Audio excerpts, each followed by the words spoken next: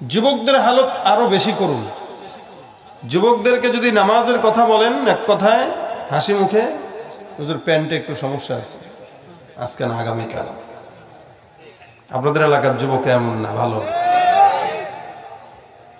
প্যান্টের সমস্যা মানে কি? প্যান্টে প্রস্রাব করছে, ঠিক না? এই প্যান্টে প্রস্রাব করা এটা তো ছোটবেলার অভ্যাস। এটা বড় হয়ে যদি থাকে তাহলে তোর প্যাম্পাস পরানো দরকার আছে। অথচ সে মুসলমান।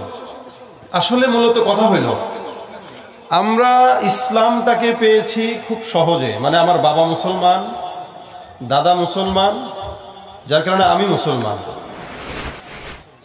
ইসলাম পাইতে গিয়ে যদি আমাদের সাহাবা আজমাইনদের মতো জীবন দেওয়া লাগতো, তাহলে প্রত্যেকটা পদক্ষেপে ইসলাম ছাড়া অন্য কোনো কিছু মানতাম না।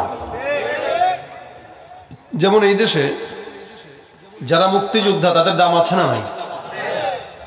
দাম আছে। যারা মুক্তিযোদ্ধাদের দাম কেন? তারা যে দেশের জন্য যুদ্ধ করছে। কিন্তু মুক্তিযোদ্ধাদের ভিতরে ভণ্ড আছে না নাই? আচ্ছা, স্বাধীনতার বয়স কত বলেন তো? কথা কয় না? 50। এই দেশে এমনও মুক্তিযোদ্ধা আছে যার নিজের বয়স 50। কথা বুঝেন নাই? স্বাধীনতার বয়সও 50, তার বয়সও 50। তো ও মুক্তিযোদ্ধা কেমন হইল? আসলে কি মুক্তিযোদ্ধা না ভণ্ড? অথচ আসল মুক্তিযোদ্ধা যারা, এরা ঠিকমতো খাবারও পায় না। আর নকল মুক্তিযোদ্ধার দাপটে এলাকার মানুষ থাকতে পারে না। স্বাধীনতার বয়স পেয়ে 50-তে পাও দিলাম, নেতারা তো সবই পেল, আমরা বলো কি পেলাম?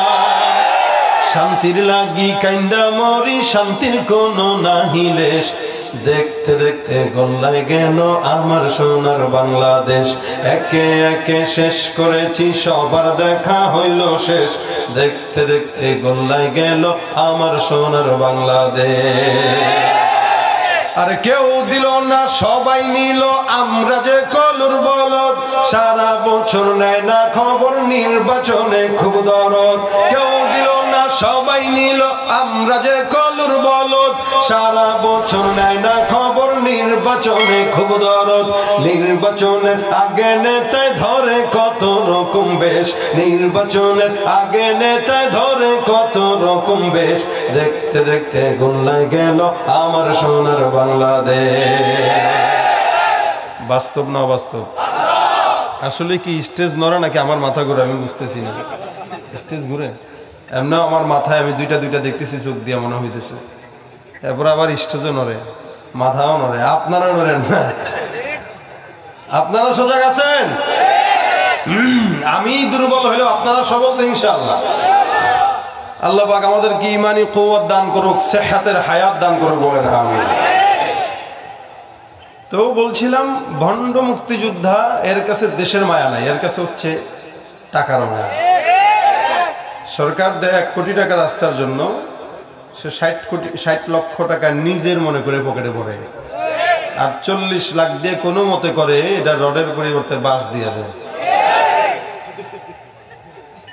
কেউ রাগ করে না? আবার এটা বাস্তবতা। হ্যাঁ, এখন বলবেন যে ভালো তো আছে, অবশ্যই ভালো আছে, সব জায়গাতেই ভালো মন্দ মিলায় থাকে, কিন্তু এদেশের অধিকাংশ নেতারাই একটু মন্দই হয়।